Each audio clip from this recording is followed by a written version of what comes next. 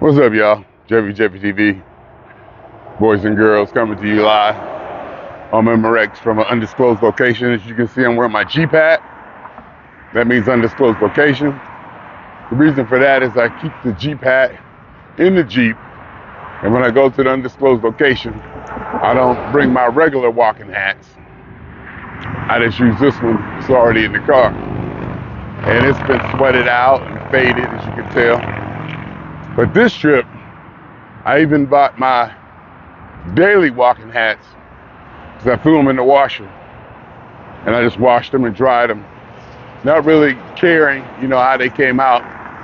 But they came out okay. They survived. And also, I washed my tennis shoes. My tennis shoes and my plantar fasciitis. I ain't said that in a long time because it's pretty cleared up. When I had my plantar fasciitis and I couldn't walk and I had to use the gliders. My granddaughter, she sees the glider. She sees me on the glider at her house because I bought one. Had it delivered to my daughter's house, for the winter back there if it's raining or whatever. So I'll go down there. I'll take her down there with me. Constantly telling her to get back, but she's starting to figure it out. While I'm doing it, get back and don't turn the furnace off. You ain't supposed to go there. Always go to this one part where she want to go to press buttons. And then, try to give her a ball or something, but, they gonna find something to do. So she sees me on that one, and then she comes to my house. There's one at my house, and there's one at her grandmother's house, at my mother's house, her great-grandmother's house. So she'll try to get on them and try to do her legs, like walking. Her legs is only like 2 inches long. But she be trying, she just don't want to stand there. She be wanting to do the leg part, back and forth. Or then, I think one time she sat down on it, or she took them both and was swinging it back and forth, together. Even though they swing independently. But she see me on that doggone glider pretty much every place she see me. So, that was fun. Yeah, the Jeep got my vehicle 5 years ago, coming up in October. I remember, the whole process of getting that vehicle. To me, it was somewhat magical that I did all the research and ended up walking down the street and getting, quote unquote, the car of my dreams. Right there on the same route. I gotta do my steps. So basically, I called the night before, put the order in, talked it out, got the order in. They said they have it ready in the morning, so I just got up, did my steps, and on the way back from doing my steps, I walked over there and bought a car. And then when I bought the car, there's a few peculiarities on it that needed to be touched up, minor stuff. So they had to hold on to it. But I wanted it for that night because something was going on with the LA Maggots. I wanted to drive, to the show. Even though nobody saw the car or anything. I still wanted to do it, break it out. So I was kind of anxious for that. You get something, you want it now. You're like a little kid. I don't want to wait, I want it now. And I was kind of like that. That damn vehicle, still the vehicle of my dream. I don't know if I say dreams, because at one time the vehicle of my dream was a convertible Mercedes-Benz 500 SL. And then I eventually got a convertible LeBaron one. I took my other car to get maintenance. During work, one time I was like late for work, I had to go get some maintenance done on my car. They ended up talking me into buying a new car. So I went back to work. I had a brand new convertible. not brand new, but a used convertible. Drove it in the lot at work. Have a comment on the door in the back. Showing everybody Jackie was there. I was like, oh, look at that car. You know, I remember that. But the Jeep Renegade was the car of my dreams. When I didn't have a car for, I don't know, maybe 5 to 10 years, I didn't have when the LeBaron, the convertible that I just told you about that I bought, while doing work, one time I was out getting the other car maintenance and they sold me a car. After that, I wore that one out. Put new engines in it and all kinds of stuff. Finally had it towed, took the license plates off of it. Took the P-Funk 1 license plates off of it, had it towed. I remember driving that convertible, Sunset Boulevard, House of Blues, P-Funk, driving down Sunset and driving down into the House of Blues parking lot, roof off, music playing, P-Funk 1 plates. Couldn't tell me nothing. Could not tell me nothing. I was Hollywood. I was swinging in Hollywood, baby. And House of Blues, Sunset, Los Angeles, was and probably still my favorite venue, even though it's not there anymore. So how could it still be my favorite venue if it's not there anymore? Now I'm just looking at a blank screen. Actually, I'm looking at my mouth. I can see the reflection of my mouth in the screen. And I'm pretty assured that it's still recording, even though I can't really tell. I'm just going to have to go with it. Talk for 40 minutes and hopefully it comes out. If it doesn't, it wouldn't be the first time. So anyway, I got rid of that car, and you know, the Jeep right now, car of my dream, I picked it up, black, convertible, you know. It just happened to be fully loaded, the one that they had available, but it had to have a sunroof. I didn't say convertible, I meant sunroof. I had to have a sunroof, and I want a convertible. That's another thing I was gonna say. Convertibles are fun for the first year, max. After that, I barely took the damn thing off. After that, I barely opened that thing at all. So convertibles was fun for like the first, as a novelty for the first year or so, because number one, out here in California, the sun is too hot. There's a reason you have a roof over your head in a car. That sun is just too hot. And even in the Jeep, they have a cover, but it's not a solid. The window, the sliding electric window, it covers the moonroof. I call it moonroof because it goes all the way back. Sunroof goes all the way back to the back seat. It covers that. It's mesh.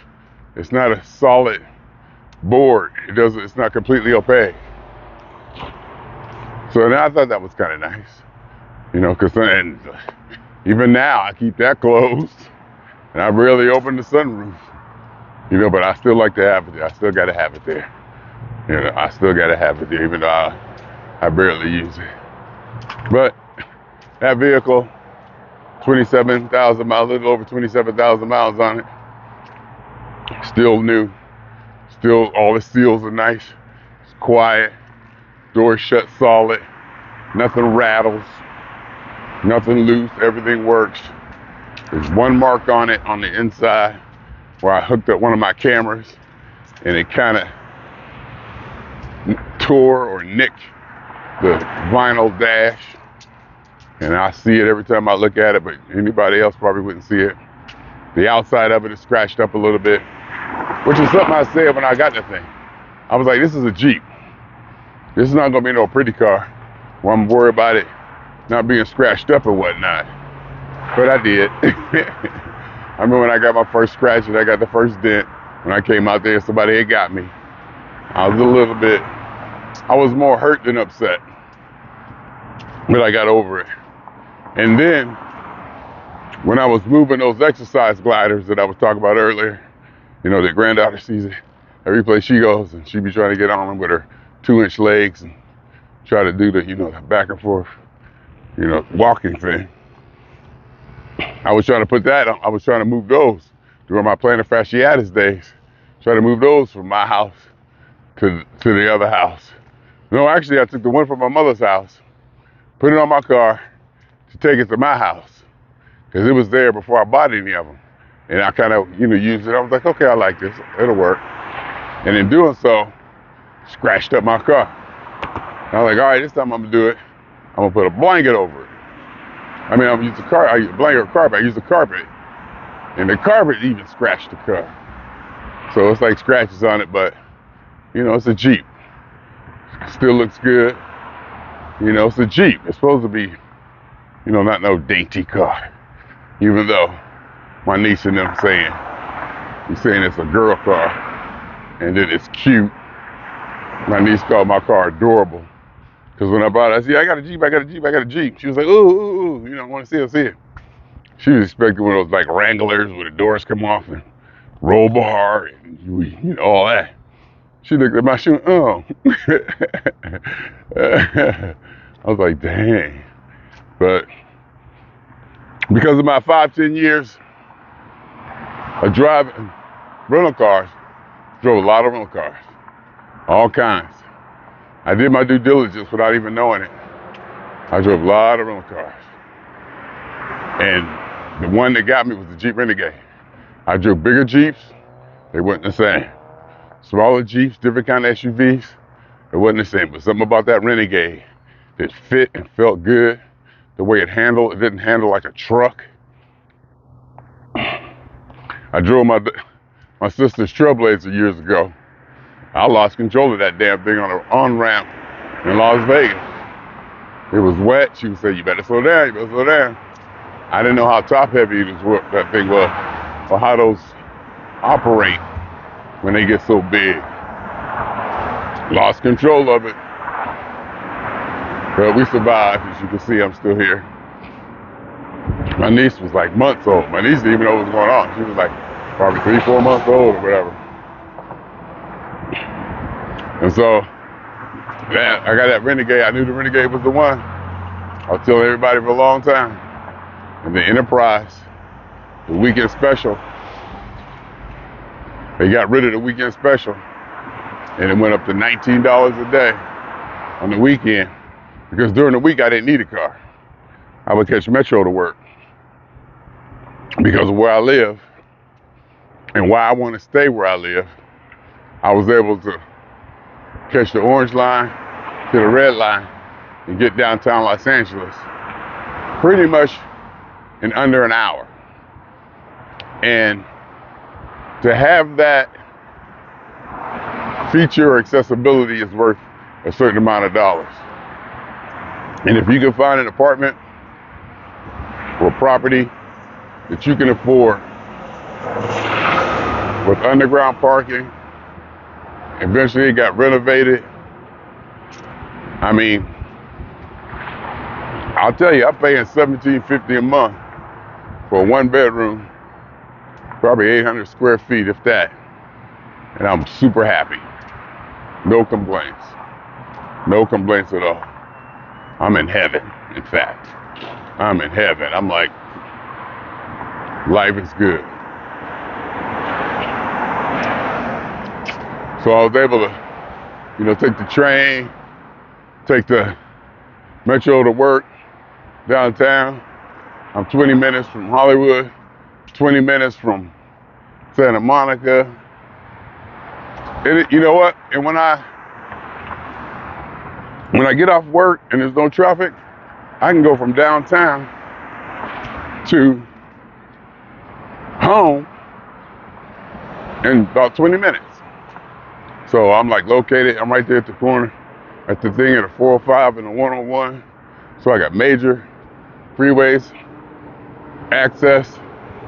I, right downtown, right down in Sherman Oaks, nice place, stuff going on, buzzing. And also the flyway, get to LAX, $10. International airport, it's just set up, It's one thing to like, your physical place or your physical spot. It's also nice when The location of it is efficient and it works for you. And it does. It's a good building. You know, there were some times when it wasn't. There were some times, you know, when there were some undesirables in the buildings, activities that you could have done without on the street too. They cleaned all that up. Even on the street, there was some stuff that used to go down the street a little bit. They cleaned all that up. So I don't mind paying my $1,700 a month rent. I know some of y'all back in Ohio can't imagine it. When I first came out here, I couldn't imagine either. Hell, when I came out here, I was young and, you know, kind of didn't know what was going on or whatever. $350 a month for an apartment seemed crazy and incredible. I had an apartment in Pasadena, South San Marino Avenue. I used to be able to walk a half a block up to Colorado Boulevard and watch the Rose Parade. Had a liquor store right at that corner too. And it was back when I was drinking. That, and even when I stopped drinking, the convenience of having a liquor store there and a phone. There was a pay phone there. This is back before cell phones, and I didn't always have a phone in my apartment. You know, times was very interesting. So those little things, and I remember the liquor store gave me credit because I was cool with them, and kind of, you know, set that up and kind of messed over it, but you know, they let me get back in. I got it paid down and paid off. So that worked. Yeah, my Pasadena days. My Pasadena days. So that's my life here in California. No, it's not my whole life in California. Which started out at the Greyhound bus station. When I set foot in San Bernardino, got on that bus, and the next stop, next place I set foot was the Greyhound bus station on Walnut in Pasadena. Butchie came and picked me up. Went up to Alberta Street in Altadena, my first residence. Jim's Taco, Jim's. First time I found out what a burrito was, and come to find out later, that stuff I was eating from Jim's was not a burrito, but I loved it. Whatever it was, I loved it. And it was not good. It was probably not good at all. You know, so, but it was something that, you know, I just really liked. I really got into liquor stores there. I was drinking back then. You know, Altadena, Pasadena, driving by the Manor. What was it, Hughes? I figure it was something Manor. The Manor. The projects and, you know, doing stuff that I used to do back then. But California life. California life. Speaking of which, today is Friday. You know what I've been doing too? Okay. You know how you get up and it's hard to get up and you feel kind of foggy? What I used to do was kind of tense up behind it. What I had been doing was like tense up behind it. Like tense up and try to concentrate against it. Instead of just relaxing my body and letting it just not be there. I would like, you know, not so much squint, but like twist my body up, kind of like frown, not so much on my face, but in my head mentally, to like, you know, make my body whatever, tense or whatever you want to call it. And it seems that might have been wearing me out. So what I do now is just, I try to relax through it. You know, I just let let my muscles relax, let everything relax, especially my head and my eyebrows in this area up here. And because it may have been while I was getting headaches and stuff. And breathing. You know, you tense up, my breathing would tense up. And I know that couldn't be good. So now I've been trying it. I say all that to say, I hope it helps on me when I wake up on those days when I may or may not feel like doing it. But I can't call off no more. I can't call off no more. There's a good chance after this week, I won't even have a full day of PTO left. And I got stuff coming up. Not sure how that's gonna work. But we're gonna have to figure it out. It's in November,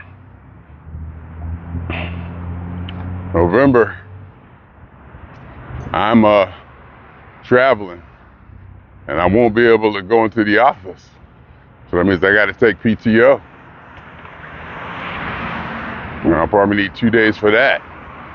So, and then if something go down, football game or something I need to go to, it's gonna get tricky. It's gonna get really, really, really tricky. Or close. So we'll see how that goes. You know, I can go and, you know, adjust the payroll thing and check, see how much time I had to cure and all that. But, and the idea is you don't want to have any unpaid time off. You know, I never have. I don't want to. But if it comes to that, probably nothing I can do. But I also heard this time you can make up. And I have a flexible schedule, probably things I can work out. We're gonna have to figure it out. You know, they'll work with me. Homie ain't got no seat on this bike. That's interesting. Homie ain't got no seat. Just a pole. Don't want to even think about that.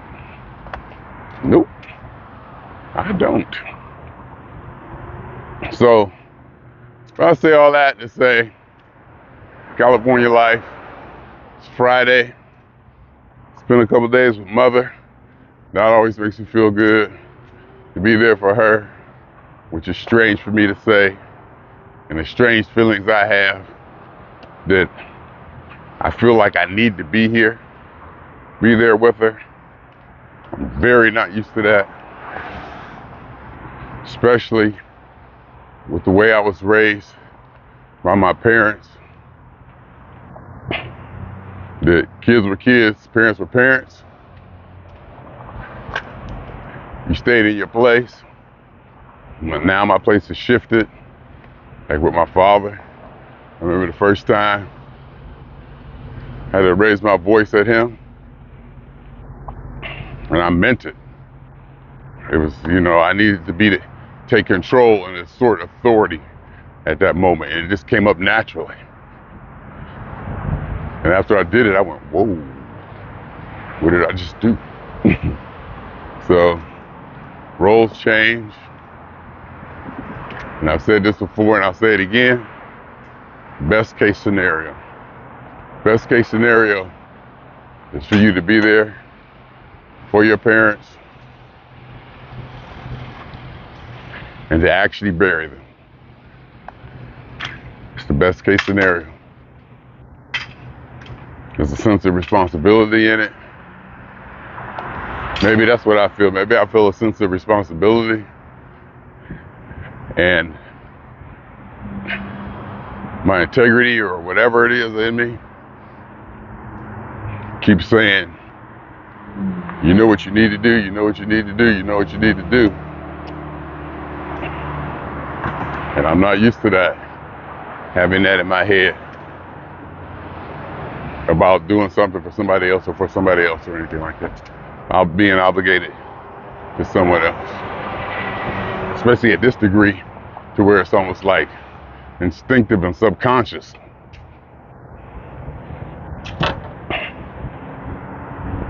But so I got time to spend time with her. I'll go home tonight after working a full week, which I'll be happy. Did I work a full week? Yeah, I worked a full week this week. Yeah, which I'm happy. You know, since I relax now when I walk, hopefully that makes me better. Because sometimes I wake up, you know, you wake up, you be like, ugh. And I would keep that, you know, like for like way too long as I walked everything. So by the time I got home, I was wiped out. I mean, mentally and just beat up, tired, you know. I call off work. So hopefully me relaxing during my walks and when I wake up and not attacking the sleepiness, but with intensity, focusing on it, you know, make things better. So I worked the whole 5 days this week. I'll get off tonight. I'll drive home tonight. Wake up to figure out tonight whether I want to. See, here's the thing. So you got P-Funk Saturday night, and you got the game Sunday. The game starts at 1 p.m. Game starts at 1 p.m. Doors open at 11. So I want to get there at 10. Yeah, I don't play.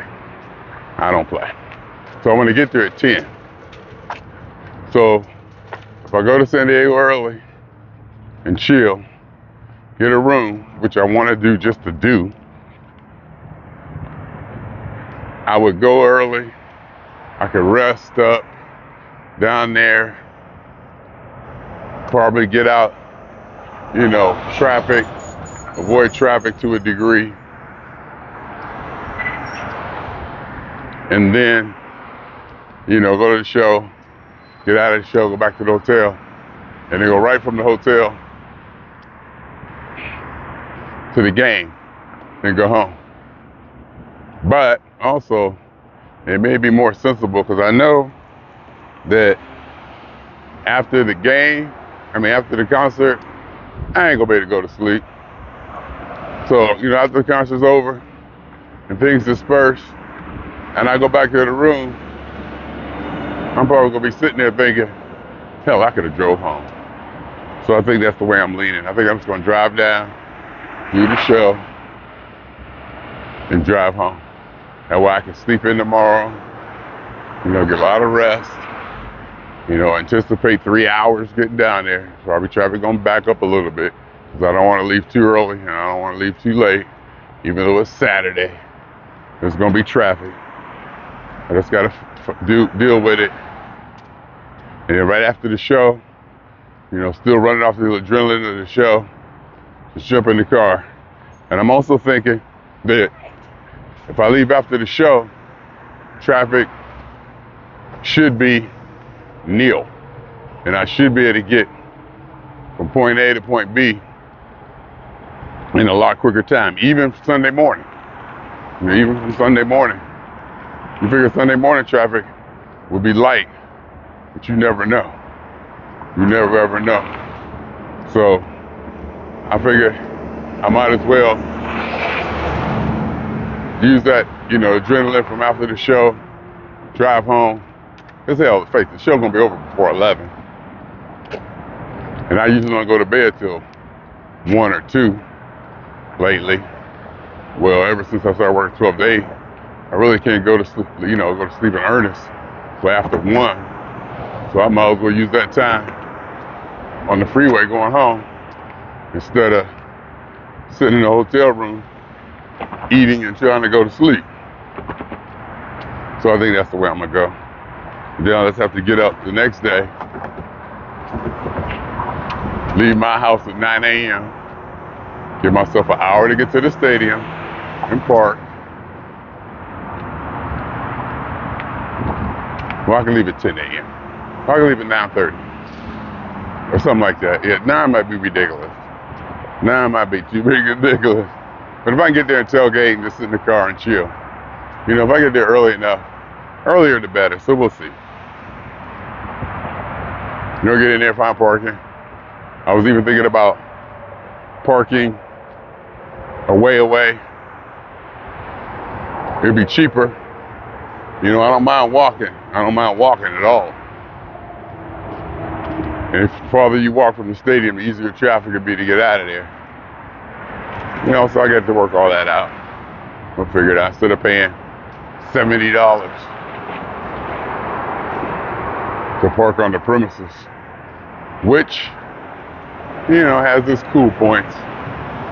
It does feel, it's a different thing to pay that $70 and park right there. It does feel, you know, a little something. I can't lie. But, you know how it goes. We'll see. And after that, game might be over at 4. Maybe I'll be home by 6 or 7. Relax, chill, get ready for another week. But imagine,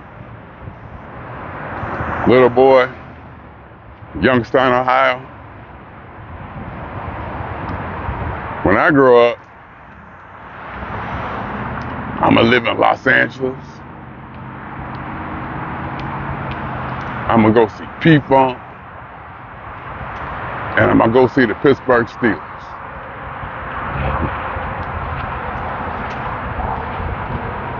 Literally. That's pretty much all I ever wanted. Because around all that is infrastructure that's going unmentioned.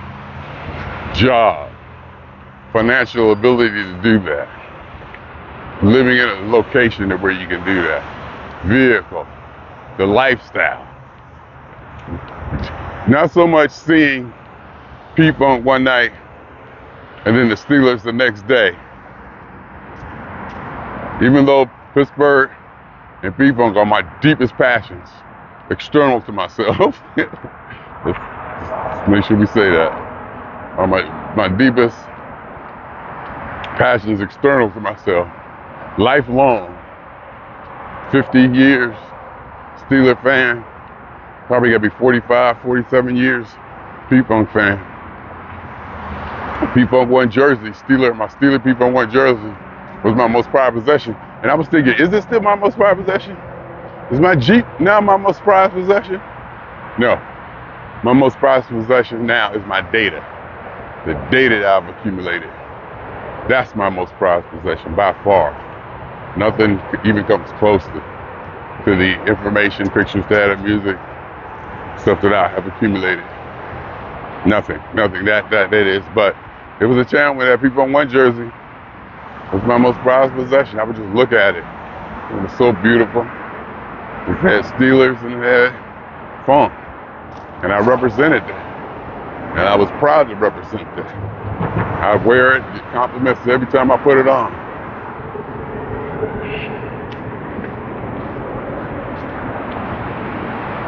So,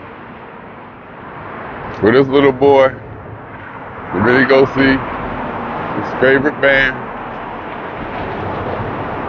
and then go see his favorite team in Los Angeles, sunny, beautiful, drive down the 405 in his vehicle. It says 1 P-Funk 1 on it and got Steelers all over it.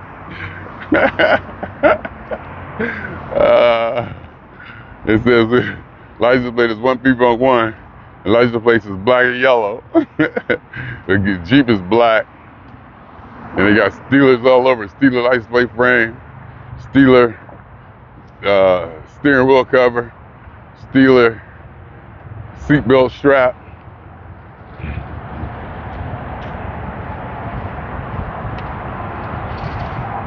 Sometimes it's just that simple, even though it's not. And though it's really not. It appears that simple because, again, of the infrastructure and foundation that's already in place that makes the simple things precious. That where you can actually relax and appreciate the little things. Because God knows I got to have my big things. God knows I got to have my big things going on too. Anyway, let me check and see if this thing's recording. It's been a long time. I haven't looked at it in probably a half hour. Yep, it's still recording. Look at it. It's good. It's reliable. It's reliable. I like the file size I'm getting. Like I said, it times out, but I don't need to look at it. And it's probably better that I don't see stuff on my screen. The screen is black, probably saves power and keeps it from overheating and all that. So, and I really don't need to see myself.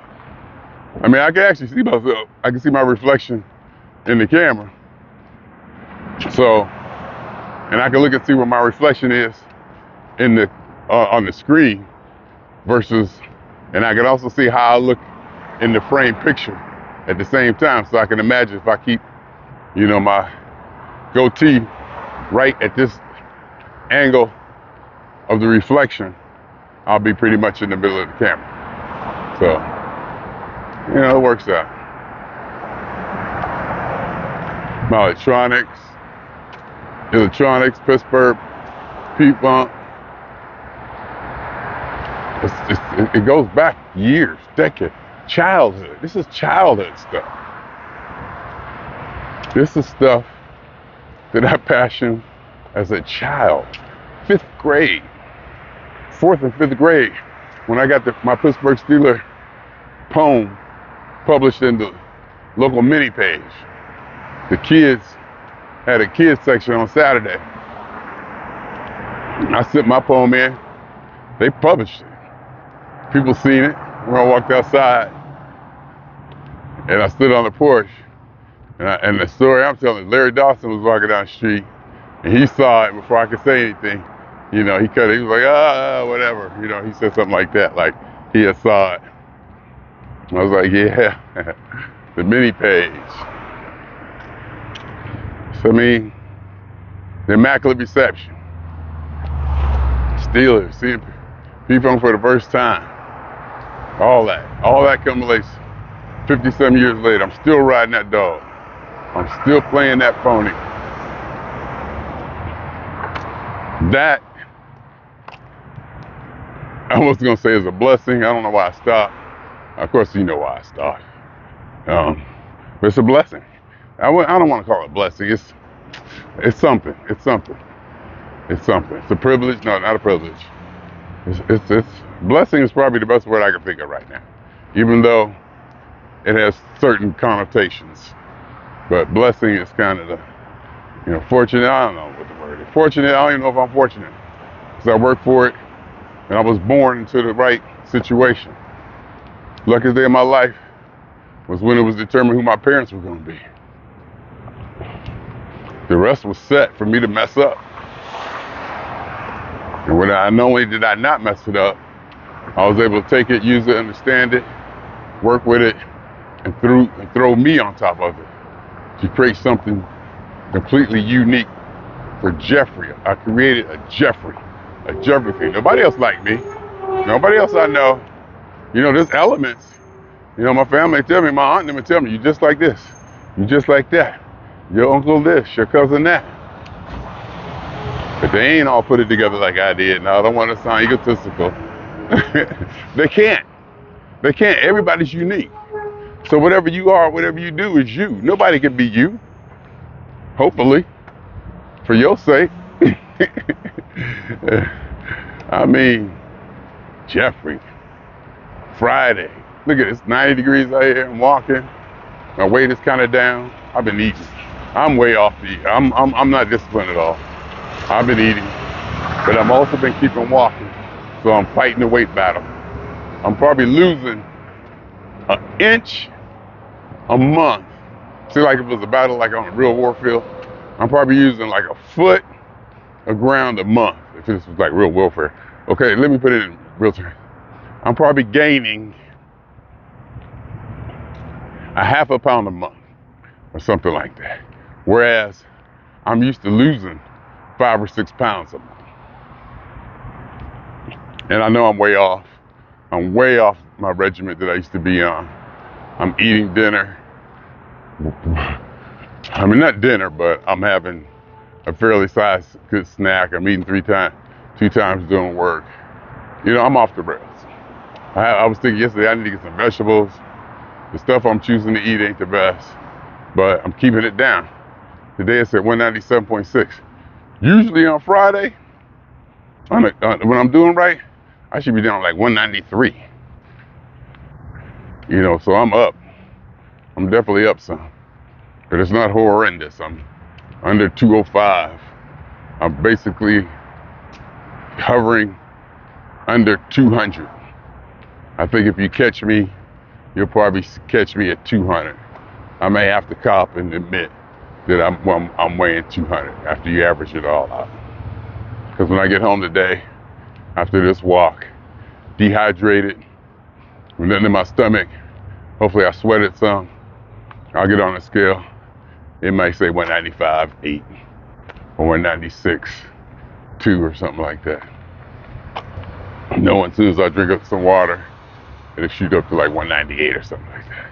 So, I mean, I have to be honest with myself and understand that,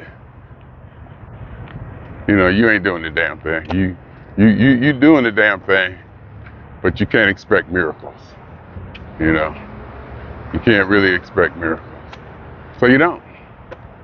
You don't expect miracles. You expect what you deserve. And what you deserve is so relative. Or you take what you get. That's another way of looking at it. But either way, I know what I'm doing.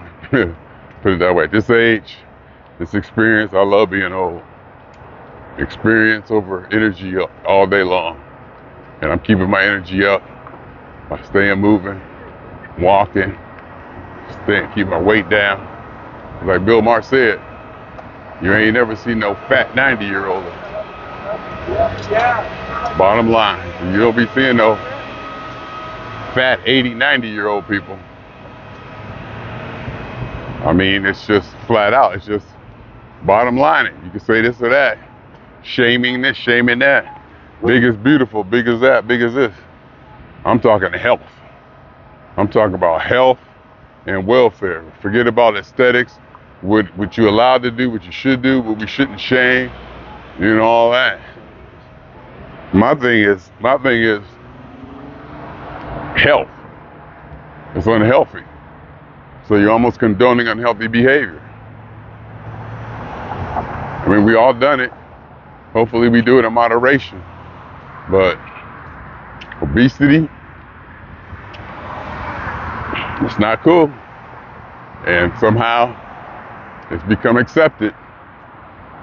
Maybe one thing somebody was saying that the shaming that, even though people try to get rid of shaming and, if you think about it, it's quote unquote bad or inappropriate or whatever the new term is for intersexuality and all that DEI bullshit. It worked. Peer pressure and your friend shaming your ass worked.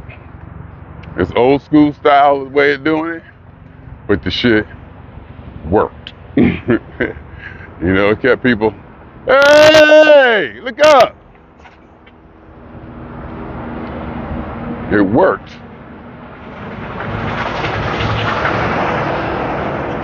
It put pressure on people to conform.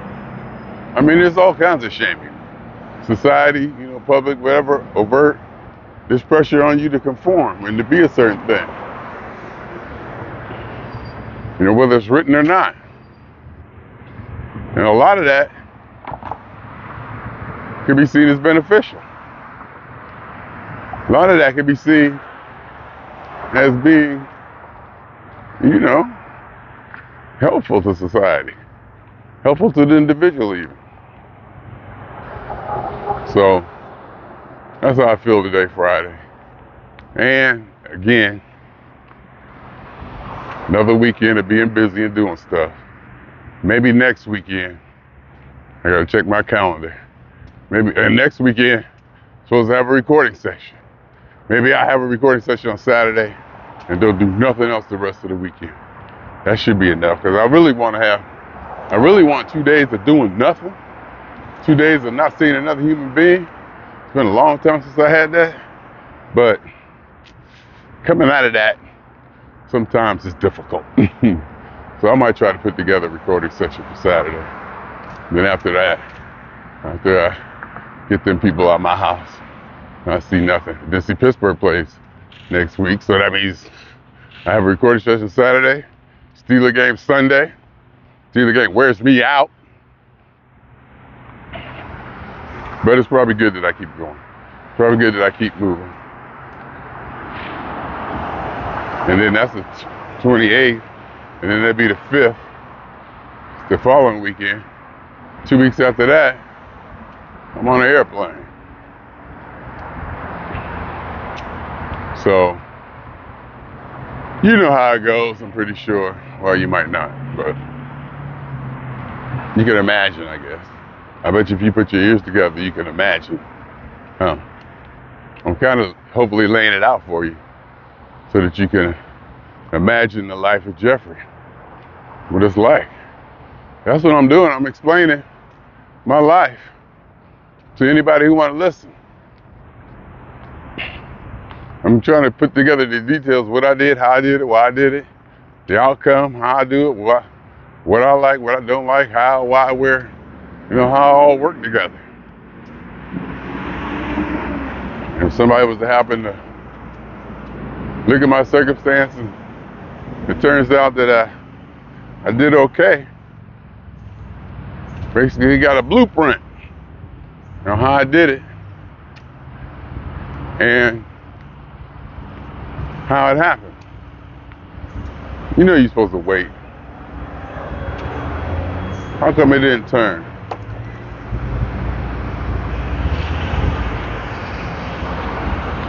The light didn't turn, didn't get the walking sign. I don't care, it's green, I'm going. I could have waited. Would have gave me a reason to rest. I would have loved to have a reason to rest. But I'm gonna push through. Anyhow, swinging on y'all 2 times. Oops. I don't even see myself. Let me see myself when I do this.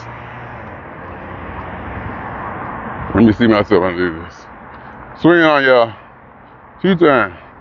For me, for the fun. And for every elementary particle that has ever existed in any atom, in this or any universe that ever was, is, or will be. A totality of it all. The theory of universe. A hypothesis of all as one. My name is Jeffery.